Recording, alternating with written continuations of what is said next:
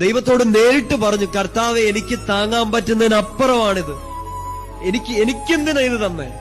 നിന്നോട് ആലോചിച്ച് നിന്നോട് പ്രാർത്ഥിച്ചെടുത്ത തീരുമാനത്തിന്റെ പരിണത ഫലമായിട്ട് ചില പാനപാത്രം ഞാനിപ്പോ കുടിക്കുകയാണ്. ഒരു തുള്ളിയല്ല, വക്കോളം വറ്റിച്ചിട്ടും ഇനിയും അത് എന്റെ കൈ തന്നെ തന്നേക്കാണ്. എനിക്ക് സഹിക്കാൻ പറ്റുന്നതിന്റെ അപ്പുറമായി കർത്താവെ, എന്റെ ചങ്ക് പൊട്ടിപ്പോവാണ്, മരിച്ചു പോകുന്ന അവസ്ഥയാണ്. എന്നെ സഹായിക്കാൻ പറ്റില്ലേ? ഈ പാനപാത്രം എടുത്തു മാറ്റാൻ പറ്റില്ലേ ഈശോയെന്ന് എത്ര രാത്രികളിൽ നമ്മളും ഇതുപോലെ നിലവിളിച്ചിട്ടുണ്ട്. ഓർക്കുക, വീണ്ടും ഓർപ്പിക്കുകയാണ്, നീ നിലവിളിച്ച രാത്രിയിൽ നിനക്ക് കുടിച്ചു തീർക്കാൻ പറ്റിയല്ലാത്ത പാനപാത്രം കൈപ്പിടിച്ച് കണ്ണും തള്ളി ചങ്കും പൊട്ടി നിന്നപ്പോ നിന്നെ പോലെ വിഷമിച്ച ഒരു ഈശോ നിന്റെ തൊട്ടടുത്തുണ്ടായിരുന്നു കുഞ്ഞ്. സങ്കീർത്തനം 10 അതിന്റെ 14 വലിയൊരു ആശ്വാസത്തിന്റെ വചനാണ്.